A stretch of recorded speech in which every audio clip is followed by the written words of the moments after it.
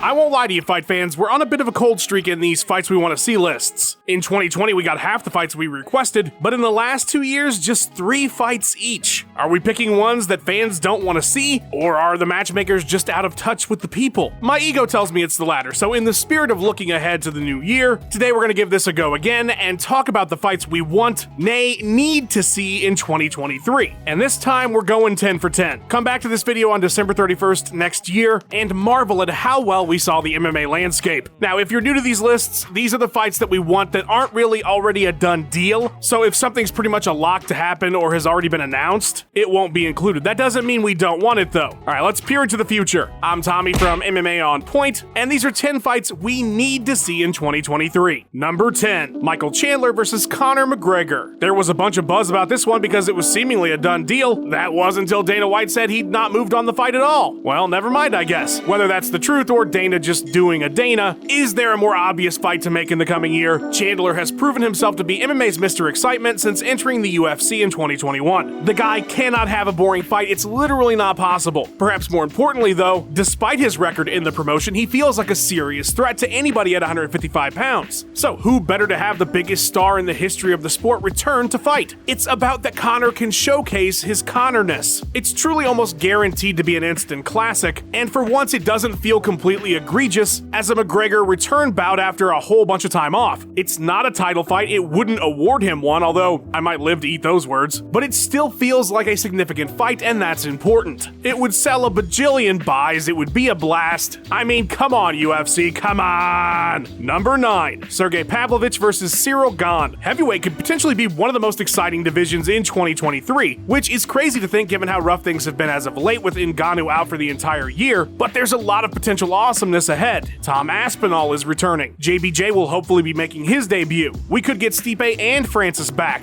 And of course, we have a couple absolute axe murderers in the form of Sergey Pavlovich and Ciryl Gane, who would be an absolute blast to see throw down. Not only that, but it just makes sense in terms of the division. Gane is still in the top spot. Pav just moved to number 3. They're both coming off devastating finishes of Tai Tuivasa, poor guy. Pavlovich looked particularly unstoppable by railroading Tai in under a minute. There's 22 finishes between them. They both feel like the future of the division long term, but why wait to see this one down the line when they're both so highly ranked, and we're in a bit of limbo as it pertains to the title and a few potentially big name contenders. The winner of this one's gonna come out looking like $1 million, and depending on what's going on with the championship at that time, not only would they have number 1 contender status, but potentially could be heralded as the uncrowned king of the division. It's high stakes, high skills, high weight. Let's do this shit in 2023. I am so damn high on that matchup. Number 8, Stephen Thompson versus Jorge Masvidal 2. Welterweight's title picture is an absolute buzzsaw right now. You've got the former P4P king Usman, new champ Leon, Khamzat, Colby, and Bilal with all legitimate chances of being the next champ. Gilbert Burns could still easily get back in the mix. And then you have Stephen Thompson in a weird spot. Bilal and Burns have recently beat him. He's 1-2 in his last 3, but he just had that fantastic win over Kevin Holland that reinvigorated everybody's love of Wonder Boy. So what do you do with this veteran karate styling motherfucker? He doesn't quite fit into the title mix, but we all want to see him do something big. The answer is Jorge Masvidal for a bunch of reasons. 1, their first fight took place right before Gamebred's resurrection. It was the last loss he took before he reinvented himself and went on this massive star-turning run. 2, Masvidal desperately needs a solid win. After failing in back-to-back attempts at taking Usman's gold and then losing the blood feud with Colby, Jorge's momentum has slowed considerably. But a big Darren Till and or Ben Askren-like KO victory over Wonderboy, who's coming off that awesome victory against Holland, would be a really big boost and get Jorge back on track.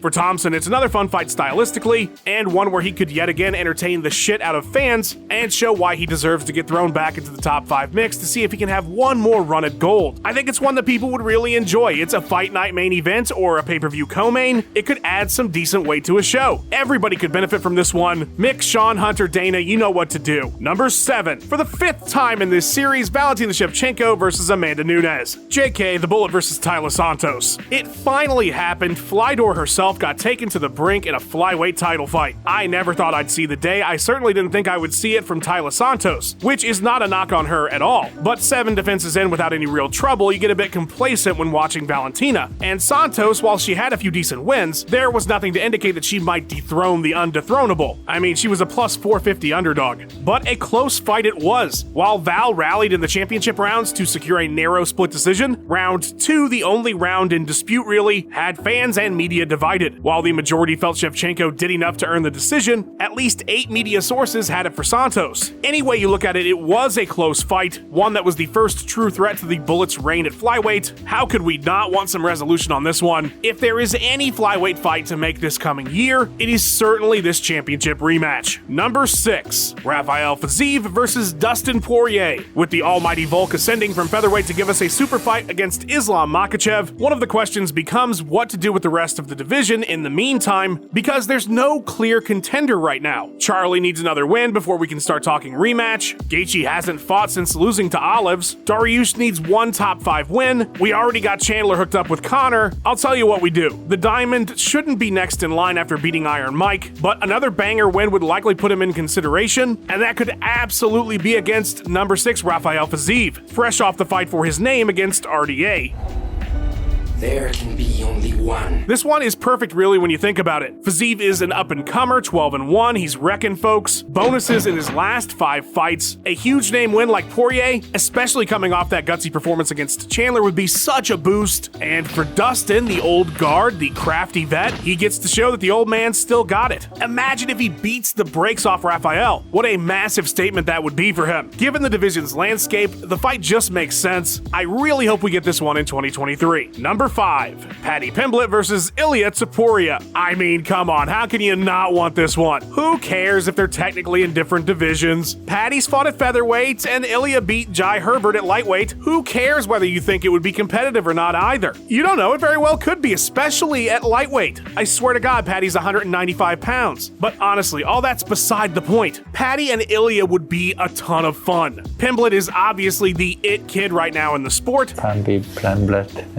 Suporia just got a really big boost at 282 by taking out Camo Man. They got this built-in beef already that's been running for a while now. They love talking shit to each other. The fans who love to hate Paddy will be chomping at the bit to see Ilia get his hands on him. And Pimlet also has a real opportunity to get a win that helps legitimize him with those skeptical fans. Something he needs now more than ever after 282. Have you consulted my manager and see how much you're paying me for this interview? Hey! So come on, UFC, let's have some fun in 2023. Don't be scared, homies, to put Paddy in the fire a bit. This fight would be so fun in the lead-up, in the cage itself. You little fart. And honestly, probably afterwards. It's the top fun fight for 2023, and it needs to happen. Number 4, Chito Vera versus Sean O'Malley 2. I know, if you ask Rainbow Road, he didn't lose the first encounter with Chito Vera in 2020 at UFC 252, but the vast majority of people would disagree. And while it was weird at the time to see O'Malley's drop foot lead to the fight's end, those type of finishes are becoming more common and accepted these days. When they first met, Sugar had just broken to the top 15, Vera wasn't even ranked. Cut to 2023, Sean's bantamweight's numero uno, and Chito sits at 4 after a series of solid wins in the last 2 years. Was the first fight legit?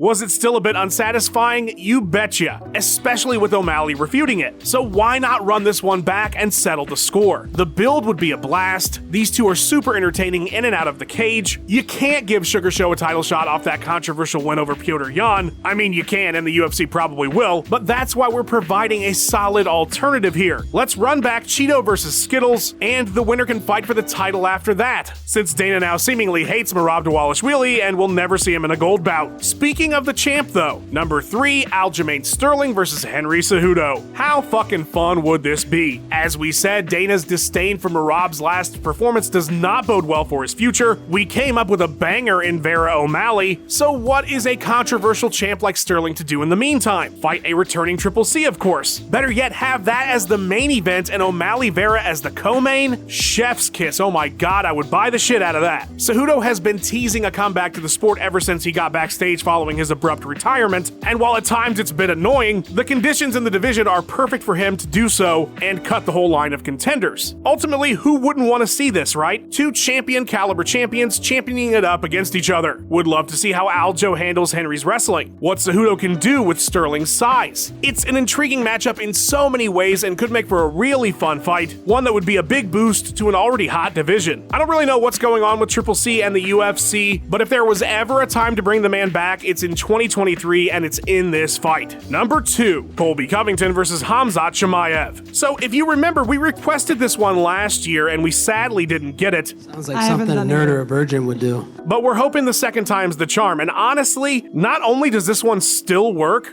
Khamzat Chimaev? but I want it more now than I did even last year. What we don't want is Khamzat fighting for middleweight gold. Absolutely fucking not. First of all, GM3 doesn't grant you a title shot, I'm sorry, but secondly, I just don't want to see those fights. He's a grappling machine. He's Kurt Angle in his prime. Whether it's Pereira or Izzy, I don't know. I don't care to see it. I feel like the outcome will be so obvious. Colby though. Colby motherfucking Covington. He finally settled his feud with Masvidal, kinda. It's hard to grant him another title shot off of that. And otherwise, he was inactive in 2022, so he needs a big win. And man, a big win would be Khamzat. It would be so huge if Colby defeated him. I love the matchup. I want to see how their grappling compares. I want to see what happens when they start throwing down because they can't get the fight to the ground. I want to see what Khamzat does with Colby's seemingly endless tank. The winner here gets skyrocketed no matter what. That's just good matchmaking. We didn't get it in 2022, but we need this one in 2023. Number 1, Jon Jones versus literally any heavyweight. Last year on this list, we demanded as our number 1 entry, JBJ versus whoever might be heavyweight champion when he arrived in 2022.